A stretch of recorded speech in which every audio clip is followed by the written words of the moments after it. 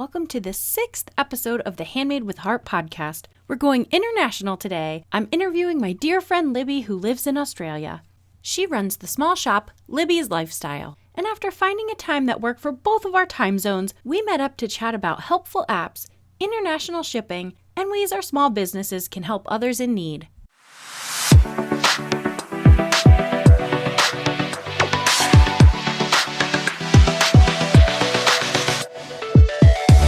Hello everyone, welcome to the Handmade with Heart podcast. I'm your host Dana, and I own the small business Scrappy Stitch. Have you ever wanted to know more about some of your favorite small businesses? Follow along as I interview other creative small business owners. We'll talk about getting started, what an average day for a creator is like, tips and tricks, and of course everything is handmade with heart. Hey Libby, welcome to the podcast. Oh, thank you. Nice to see you in the flesh. Do you realise that I looked it up last night? The first time we made contact was on the 26th of November, 2019. Wow. I was actually wondering that today. I was trying to scroll through. We talk all the time. It goes on and on and on and on and on. Yeah. It took me forever. That's so funny because I was actually wondering that. It's 2.5 years. Yeah. Yeah, that we've just been chatting on Instagram. I know. Yeah. It's amazing that social media can bring people together like that. It's so cool. And we found each other because of the Australian wildfires. I mentioned you in the first podcast. We were both making Joey bags and... Yeah, you did the YouTube video. Yeah. And then I promoted that on my blog and then it went nuts. Yeah. It was good. It was cool. It was really cool. And we've kept in touch ever since. Why don't you go ahead and introduce yourself and tell us how you got started? Okay, so I'm Libby Boyle. I have a small business called Libby'S Lifestyle, which has been in operation basically since 2014, I suppose. I sort of got started because Colin joined the Air Force very late in life. So he got transferred to Townsville. So I stayed on the Gold Coast and worked for another 2 years. And then we decided that was no fun. So I retired and went to Townsville and I needed something to do, basically. And I'd been making aprons and stuff for our family for gifts, and it was what I did. I met a girl in Townsville and she was a bit crafty. The place where she lived was like a retirement lifestyle village and they were going to start having markets. And she said, "Oh, why don't you take a table?" And I went, "Oh, no, I don't think so." She said, "No, come on, I'll have a table, you have a table." So that was how we started. And then Colin got transferred to Sydney and the markets in Sydney were much more expensive than the markets in Townsville. And Colin was away a lot when we lived in Sydney.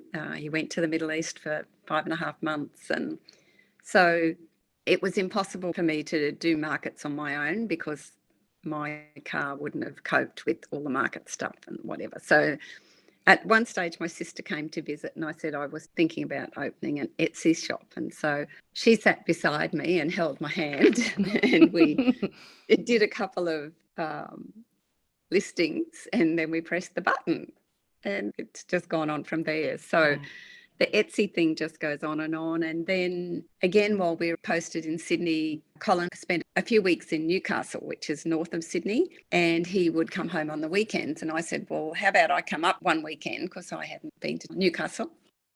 And we were walking around Newcastle and I saw this shop with fabric in the mall. And I said, "Oh, I'm going to go and have a look in this shop."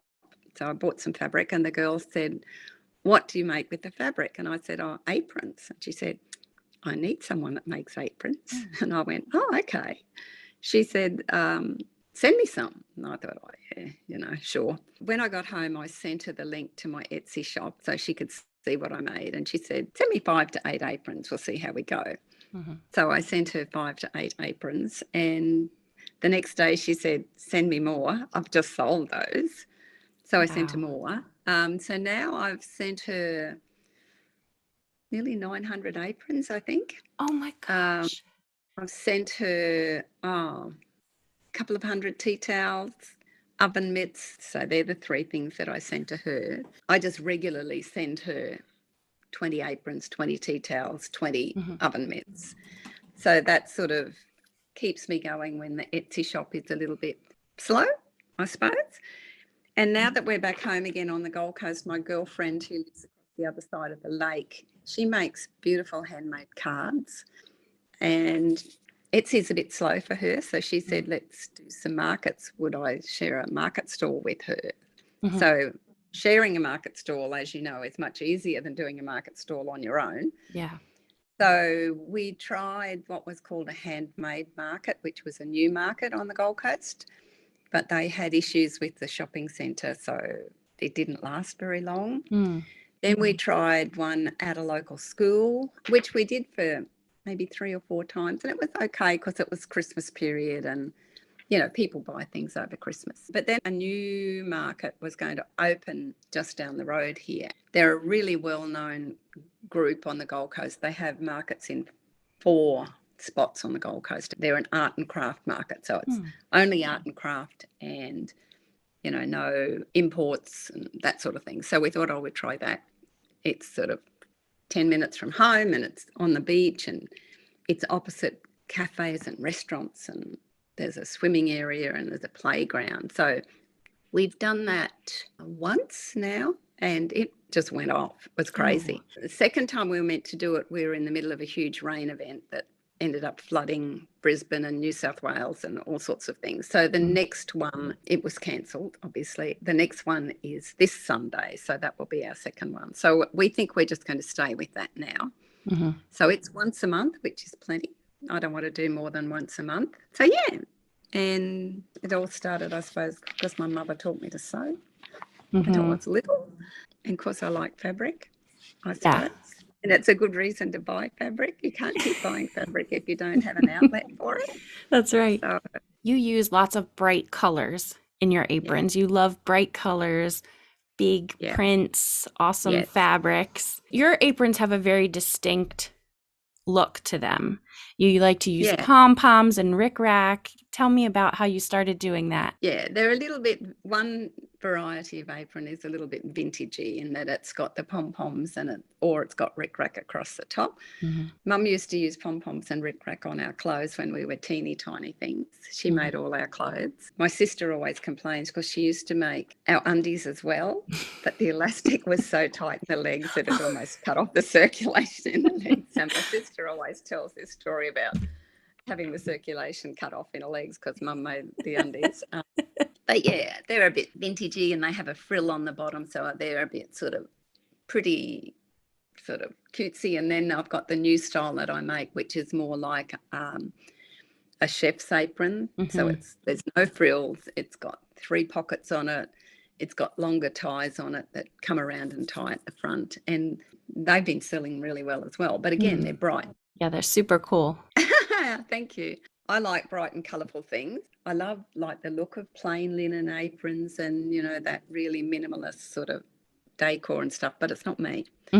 I think I'd go nuts if I was just making plain coloured ones because it's the colour and the brightness of the fabric that attracts me, and that's what people now come to me for. They know that they'll get something bright and colourful and yeah, the bigger prints work better on an apron than small prints. There's a couple of fabrics that I bought that I thought shouldn't really have bought them. The print's too small. Whereas the frill across the bottom, I just use little spots or dots or stripes or whatever, but the rest of it is quite bright. A lot of fabrics that I'm using now are actually designed by Australian fabric designers. So up until recently, it's not been easy to get fabrics that have Australian motifs on them. Like it's all been American design type stuff or English design type stuff. But we now have, well, not 3 or 4, but 3 or 4 that I use who are doing Australian native flowers and Australian native animals and iconic things like the Opera House and the Sydney Harbour Bridge. And probably since the fires, Australian people have really gone into buying anything that, you know, that's Australiana type stuff, as long as it's not kitschy. The designers that I use, Kirsten Katz and Jocelyn Proust, and they're easily available and their fabrics are really lovely quality and really bright and it's nice to support Australian designers. There's another one who lives locally called Ellie Whittaker. I have used some of her designs in the past as well. They also do Christmas fabrics, and we could never get, we sound like we're so far behind the ages, but we could never get Christmas fabric that had Australian stuff like kangaroos or whatever with, red bonnets and stuff on. Mm-hmm. So they now do Australian Christmas fabrics, which means we don't have to have houses in the snow and Right. reindeer and things that, like, I grew up with all of that sort of stuff as a child, but it's nice for kids to have koalas with Christmas hats on. And it's only sort of, I suppose, in the last maybe 10 or so years, maybe a bit more than that, that we've been able to get really nice Australian fabrics. Another cool thing that I like about your aprons is you actually got buttons that have your branding on them. Yeah. So do you buy them from a local supplier? Yeah, I have he's a supplier in Brisbane, which is like an hour up the road. I was on Instagram and I saw a girl who makes really bright handbags, and they have like the plastic outer and the bright fabric in the middle. And in between the two layers, she had this button with her brand on it. And I thought, oh, that's a really good idea, because I was constantly searching for buttons to go with my stuff. And I'd spend I'd finish the apron and then I'd have to find just the right button. So I did a bit of a search on Google and on Etsy, and I found this guy. He's called Laser and Vinyl Inspirations or something like that. And he will print whatever you want on a button. So he prints my branded logo on the button, and every apron gets one of those, and I don't have to bind buttons anymore. It's so much easier. It's fabulous. And people go, ooh, yeah, a brand on your button. And the other thing I make, of course, are the Christmas things. They're really, really popular, like the Christmas crowns things that we wear at Christmas lunch. We always have a paper crown, so I started making fabric ones, and like Christmas aprons and Christmas tea towels, and they sell like crazy. People just love to buy Christmas stuff, which is good. One year I made a couple of Halloween aprons, but we don't tend to be as into other holiday decorating other than Christmas, whereas what I see in the States is that some houses decorate for Easter and they decorate for autumn and they decorate for Halloween and they decorate for Thanksgiving. Well, we don't do that. We might do a teeny tiny bit for Easter and a teeny tiny bit for Halloween, but then people go all out for Christmas. So the Christmas things sell really well, and they're fun to make, to do something different for a change. Yeah. So you have a blog also. Yeah. The blog started in Townsville because I was away from home. It sort of started as a way to keep in contact with people at home back here on the Gold Coast when we were in Townsville. And so I would just blog about what we were doing, travel, blah, blah, blah. And every now and then I'd blog about sewing. Whereas now that I'm home, people know what I'm doing, so I don't need to blog about it. Every now and then I'll put up a sewing blog if I make something that's a bit different and I think, people might want to know how to make this. Like I used to blog every week without fail, but I don't really have the time now. I'm really too busy sewing. So the blog sort of sits there and waits for me to get excited about something new that I've made, and then I think, this would probably be okay to write a blog about, so I do. Yeah. And people keep saying, you should, put these on YouTube, but I just don't have the time. I don't know how you have the time. If I'm going to keep sewing for Newcastle, for Ali Jane in Newcastle, and for my Etsy shop and for the market, I really don't have time to. And I know that YouTube videos take forever. Even just doing reels for Instagram, you really have to set aside time and say, well, I'm going to do a reel today and take the time to do it properly. So I admire the fact that you keep plugging out those YouTube videos and podcasts and like TikTok, and I just don't have the time. And I'm retired. You're not even retired. You're crazy. That's a lot. I know. I know. Well, sometimes I think I end up spending more time on the social media aspect than actually sewing or making things. And Yeah. then I pretty much stop all posting on social media and just crank out, Yeah. a bunch of stuff for a craft show that's coming up and then get back to it. I wish I was a little bit more like, okay, from this time to this time, I'm going to work on TikToks. And from this time to this time, then I'm going to sew. And no, that's not how I work. It doesn't work like that though. No, I'm all over the place. It's like once there's a market in the mix, or once there's, Mhm. if Ali Jane sort of contacts me and says, "Oh, I need a pile of aprons," then I've got Mhm. to stop everything and do it. And she's so easy to work with. It's totally on consignment. I just make whatever I want and I just send them off. It's so easy. I've been so That's lucky great. with that. So, but yeah, the blog is sort of a sideline. Do you have any apps that you use that help your business, like any photo editing apps? Yes, I do. The photo editing app that I use most often is called A Colour Story. Do you know that one? No. Okay, so it's A Colour Story, and it's like an automatic photo. It's got presets, I suppose, Okay. and it's the one I use. I only use the free version of it. And what I like about it is in some of the basic presets that are free, I can take a photo in here in my sewing room, which hasn't got the most wonderful light.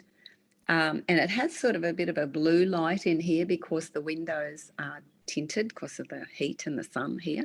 The basic presets in Colour Story will brighten it. So nearly every photo that's on my Instagram feed has been just put through a really basic edit on Colour Story. Same for my Etsy photos. Hmm. I do the same thing. I do a basic Colour Story edit, and then I usually put them on the laptop and I might do a tiny tweak just to brighten it even a fraction more for Etsy. I can put a photo on Instagram and it looks good, but when I take that same photo and put it on Etsy, I find I need to tweak it just a little fraction for some reason to brighten it up a bit more so that the colour is a bit truer. And I use Canva, Canva. Yeah, Canva's great. Yeah. Yeah, which is excellent. I use that to do graphics for my Etsy and some graphics for Instagram. PicMonkey. I tend to use Canva more than PicMonkey. And one called Snapseed. Snapseed is good for removing stuff in the background if you need to. It's got a retouch option that works really well. 99% of the time, I'm just using Colour Story and then doing it just a week on the computer, basically. I use Mac, so just in iPhoto. I just zoom up the exposure a little bit and maybe zoom down the shadows a little bit. I use one called Pixel Cut. There is a free version, but I think I did upgrade because I liked it so much. So what I can do is I can take my photo and it will actually edit out the background because my backdrops are not quite big enough that I Yeah, use to take yeah. pictures. So it will edit out anything around there that I don't want and I can go in and fine tune it. So that has been a huge time saver with taking photos. And then one you actually told me about was Video Leap, which I use all the time. What a time saver. When you told me about that, oh my gosh, I love that app. I use that for TikToks and Reels. I signed up for TikTok, but it's just, I can't be bothered. Yeah. And Well, you were I, doing a I, lot of Reels for a while I there. can't be bothered. I can't be bothered scrolling through people dancing and doing stupid stuff. Like, whereas I'm quite happy to fiddle around with reels. Hmm. And then, of course, when I was doing, I only did a couple. When I did them on TikTok and then you transfer them across to Instagram, you need to get the TikTok logo off. Otherwise, Yes. Instagram doesn't like that. And so I only used the Video Leap thing a couple of times, whereas now if I do anything and it needs to be tweaked, I'll just tweak it on the Mac in iMovie because I find that really easy. And also just within the Reels, I find it really easy to work with. So again, with Reels, I don't have a lot of patience with people dancing and carrying on and whatever. I'm probably a bit too boring to do that sort of stuff. But I'll fiddle around and I'll do little movies of, sewing and that sort of stuff. Are you worried about the changes that Etsy has been making, like the increased fees and the star seller and things like that that have been going on? Not really. I sort of wonder whether you guys pay more fees than we do. The star seller thing, I had a read of that. I don't use the Etsy mailing labels. because in Australia I can buy a prepaid envelope and I can send an apron or a tea towel or whatever in a prepaid envelope for a couple of dollars, basically, to anywhere in Australia. So for me to fiddle around printing out prepaid labels from Etsy isn't worth the effort. So I've just thought, well, I'm never going to be a star seller. I don't care. I can meet all the other requirements, but I'm not going to be forced to use their labels because I don't want to use their labels. They don't suit what I do. And when I put things in a prepaid envelope, I pretty it up with washi tape and stickers and things. And so when it arrives in the mail, people go, oh, they think it's fabulous. It's pretty simple, really. So I would rather do that than print out a big sticker and put it all over the front. For me, Etsy suits me. I find that the protection that it gives me against, buyers and trademarks and, all that sort of stuff. Early on, when I was a bit naive, I was making aprons that used a fabric that was called Frida's Garden. I was calling them Frida aprons, and obviously I'm not allowed to do that. I didn't know that. And so being within the confines of Etsy protected me from any sort of legal repercussions from naivety, I suppose. So now I don't call them Frida aprons. Now I'm allowed to sell them so long as I now call them Mexican artist aprons. Okay. And I'm allowed to do that. I'm just not allowed to use the term Frida Kahlo. So, I was totally unaware of the implications of that. So being within the confines of Etsy made that a very simple task and a very easy learning curve for me. Had I not been within Etsy, had I been selling those on my own website, I could have been in a bit of a mess, I think.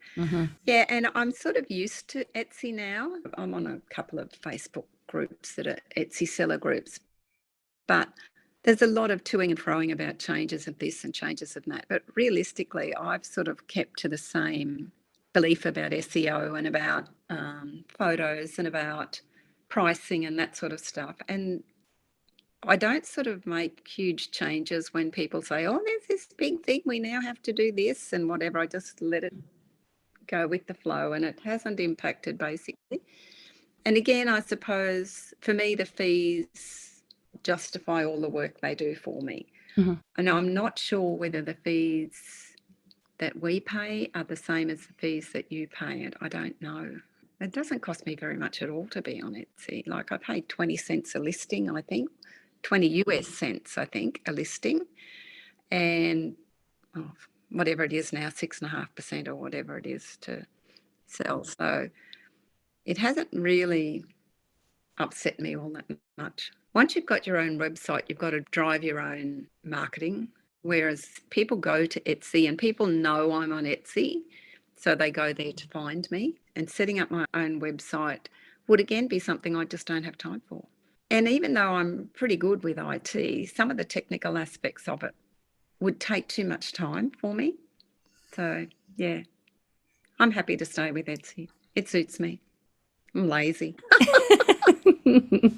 One of the things I've stopped doing is international shipping. I think you were going to talk about. Yes, I did want to ask you about. Prior to COVID, I used to ship anywhere in the world, basically.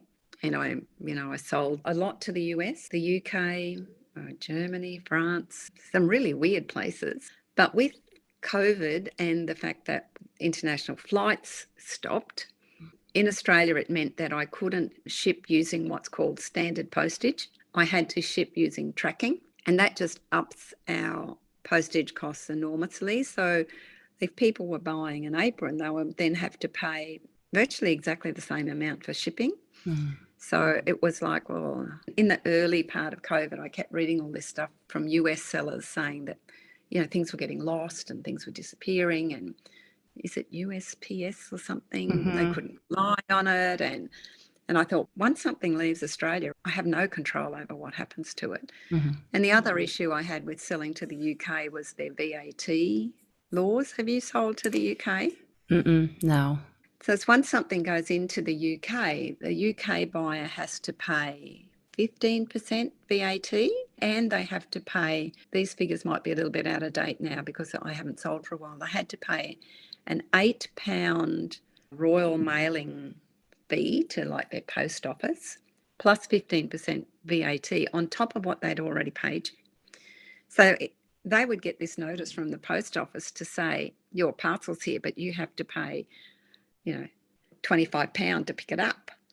And they'd say, well, I don't want to pay another £25. So, yeah, unless you actually know what all the postage ins and outs and the customs ins and outs are for particular countries, it becomes difficult. Once international flights come back online and I can post by standard post to the US, I would probably add the US back in. But I don't think I'm going to bother with the UK or Europe, particularly with the changes in the EU and things like that. It's too tricky, and the buyers expect the sellers to know all of that information, and I don't have access to that knowledge, and I don't have the time to spend to find it. So I would probably sell again to the US because they liked my aprons and it was easy to sell to the US. But as far as the rest of the world, I wouldn't bother. And people have to realise too that coming from Australia, anything's going to take 3 to 5 weeks to get to the US. So people would sort of contact me the week before Christmas and say, I want that apron. I thought, you won't get it. You'll get it for like Easter.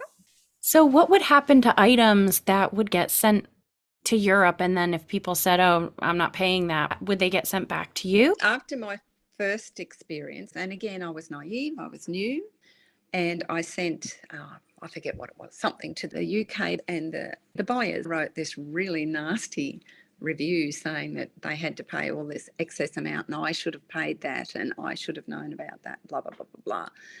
So I did some investigating and I realised what it had cost her and why. So I offered to pay half because of my naivety, and she still wasn't happy with that. So I did pay half and I just left it at that. And then I put a note on my Etsy site about buyers from the UK to please be aware. And every time that someone from the UK bought from me, I would send them an email prior to posting that said, are you aware that when this parcel arrives in the UK, you will have to pay an £8 Royal Mail fee plus 15% VAT on top of what you have already paid.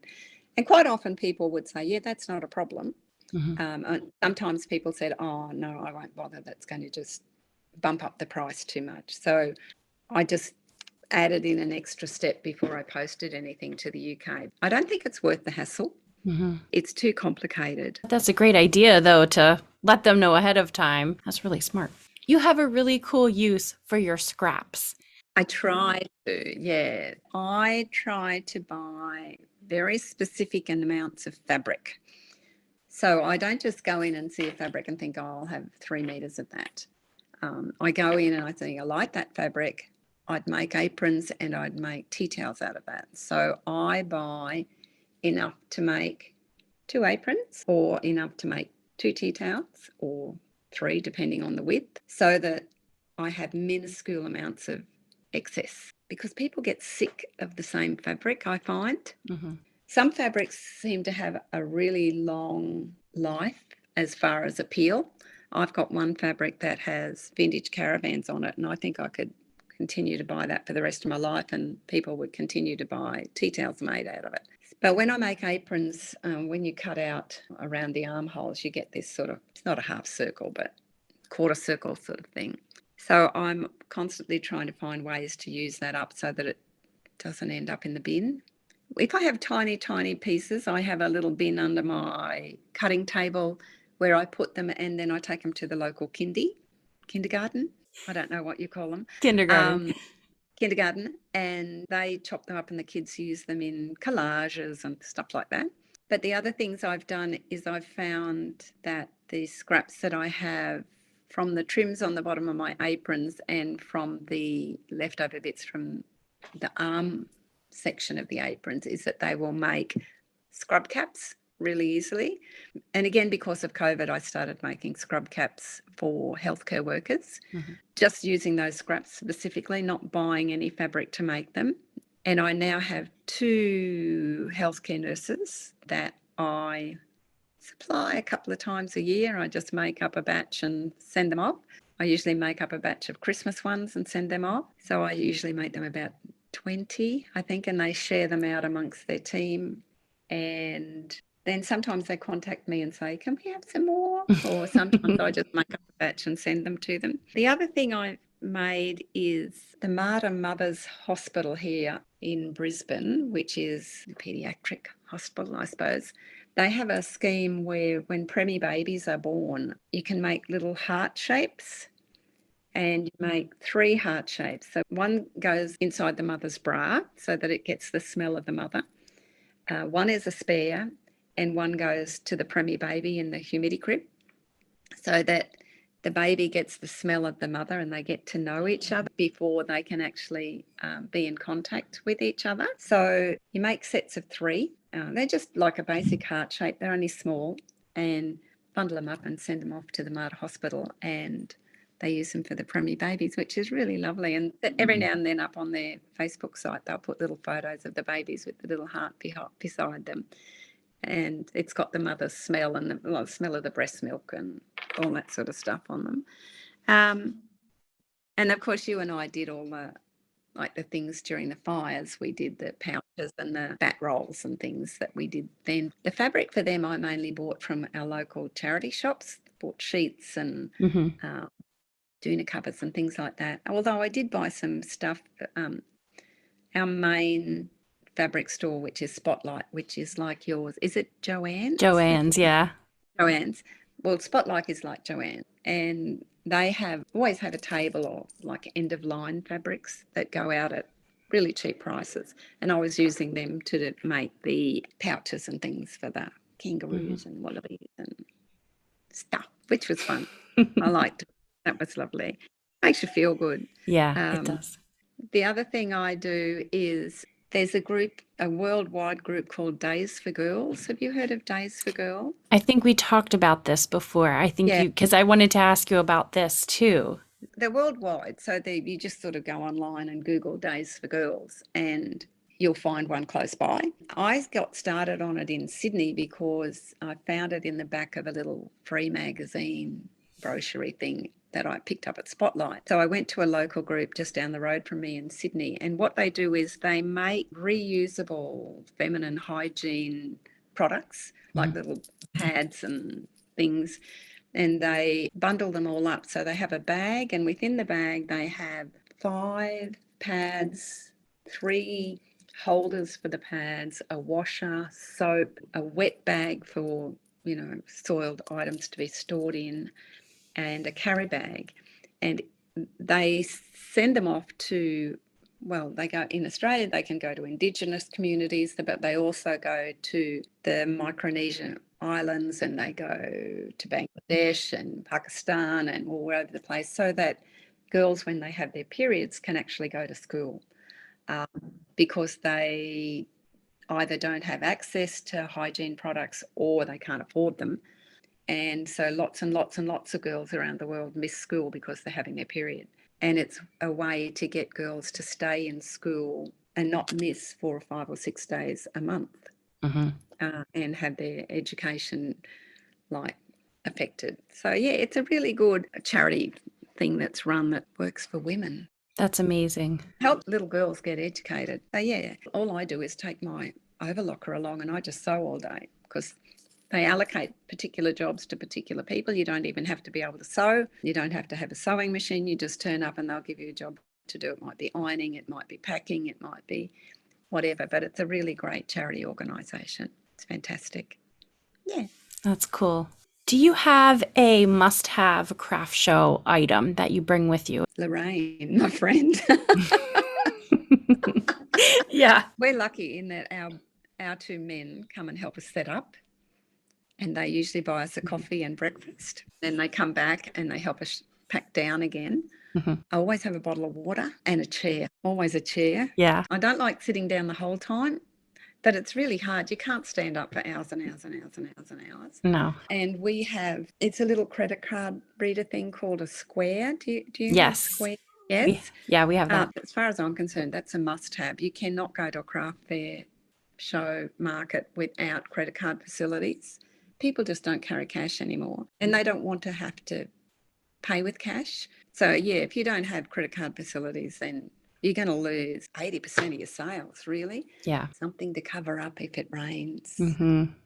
Most of the markets in Australia tend to be outside because the weather's so beautiful. So we are at the whims of the wind and the rain and the heat. We recently bought a new mattress, so I've kept the huge plastic cover that the mattress was in, and it's going to go in my market box so that if it does rain, I can just spread it all out over everything. That's a good So, idea. yeah. Oh, and the other thing is, like, because we're outside, we have to weigh down our gazebo. So Mm-hmm. we have big bags full of sand and water bottles, huge big water bottles full to hold them down so they don't blow away. The first market that we ever did was extremely windy, and we learnt very quickly that we needed more. But yeah, they're the main things, I suppose. If you can have someone there with you, it just makes it so much easier. You can go into a wee and you can, go and have a Yeah. look around, and just someone to pass the time and talk to. And when there's several people in the stall as well, people don't walk away because they're not getting any attention. There's another person there who can say, oh, well, I can help you with that. Mm-hmm. And I know it's not always possible for people to have a friend come with them, but it certainly makes it a lot easier. Yeah. And that's nice that yours is only, the one that you're doing is 10 minutes away. I usually have to drive about an hour to go to my shows. Yeah. See, because the boys help us set up and take down, I'm not prepared to ask them to do that. And it's too much of an imposition on them to expect them to drive all that far. So I need them to help. So I need to keep them happy. Do you do anything for the heat at your craft shows, or are you just sort of used to it? Do you have any tricks? We sort of just bear it, basically. Yeah. The worst time of the year is January, February. So this year, like, we could have gone to a market in January at the little school, but both Lorraine and I decided that post-Christmas it wasn't worth being out there not in the sun, but in the heat. So we decided we wouldn't do a January market. If we continue with this market, I think we'll probably make the same decision come January next year. It's just too hot. Yeah. But no, we just take heaps of water and drink heaps of water and try and survive. But yeah, I think prior to Christmas isn't too bad. It's hot, but it's not too bad. But January, February is hottest. So it's either really, really hot or it's bucketing down rain, one or the other. So if it's bucketing down rain, they cancel the market. But if it's hot, they don't cancel the market. So I would say we just won't do a January market ever. I'm too old and it's too hot. Is there anything that you don't like to sew? Because I follow you on social media and you are sewing all the time. You probably sew more than anybody I know by far. I see you sew aprons, cushion covers, Joey pouches, everything. I've seen you make clothing. Yeah, a little bit, not a lot of clothing, a little bit of clothing. I'll sew clothes for Lorraine, but I won't sew clothes for anybody else.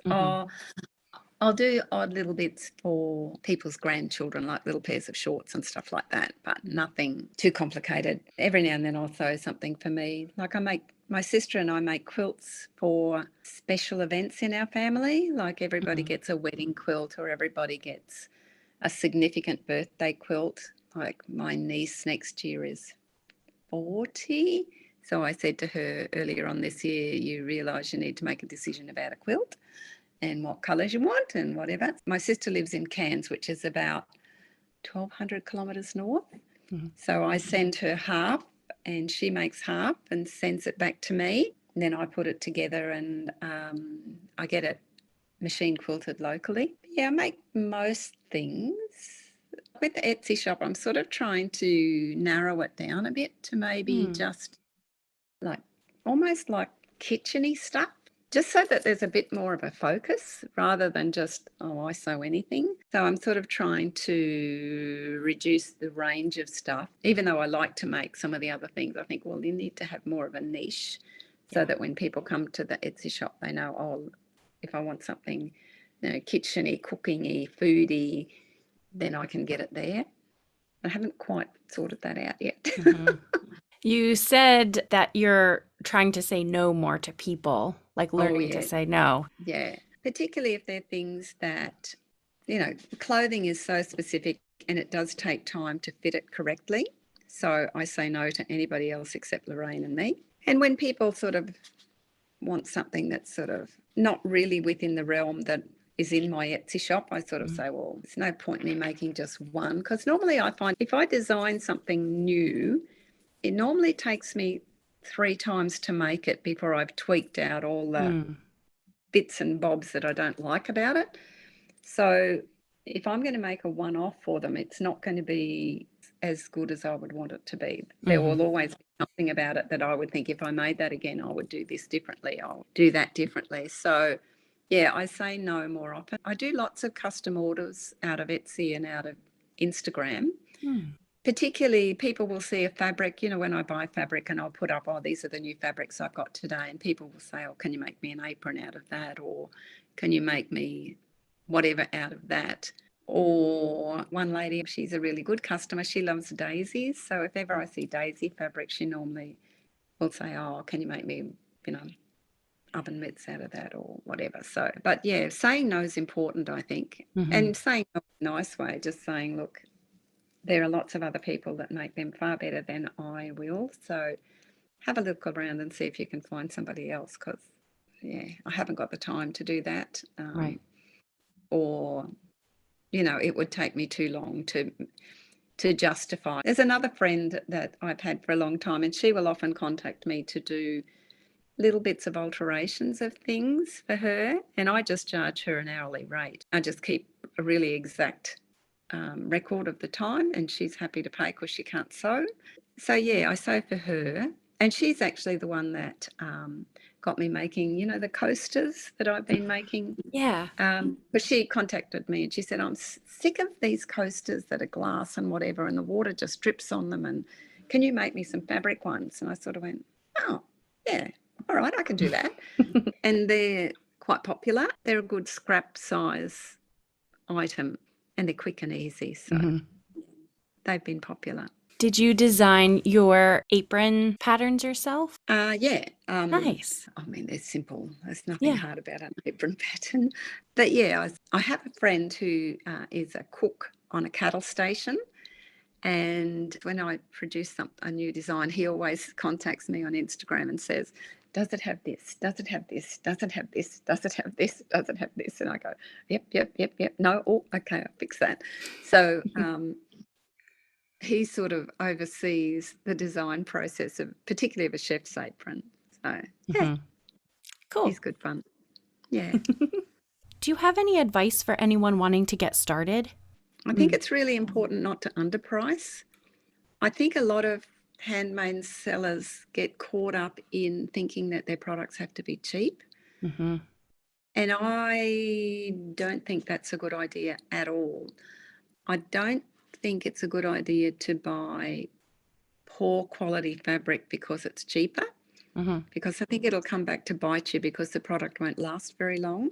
I think you're far better off to buy better quality fabric or good quality fabric, not necessarily the most expensive fabric, and to price accordingly. I don't think, like my aprons aren't the cheapest aprons on Etsy. My tea towels aren't the cheapest tea towels on Etsy. I don't think any of my products are the cheapest products on Etsy, but they still sell and they sell well. So sometimes I think if things are too cheap, it actually turns people off because they think, well, if it's that cheap, why is it that cheap? Oh, it's the same when you go into a shop and you see something, is that going to fall apart? So I would say we sort of touched on that was to be true to yourself. Like I don't do plain aprons.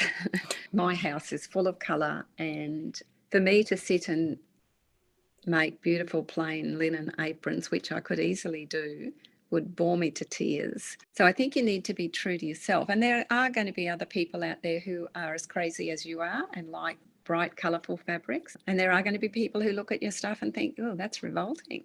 But that's okay. You're not trying to please everybody. You're just trying to narrow it down to the people who like the product that you sell And don't try and please everybody because you can't. Yeah, stick to your prices and learn to say no. No, don't do that. Or again, at markets, people will say, you know, they'll try and beat your price down. And I just say, no, sorry.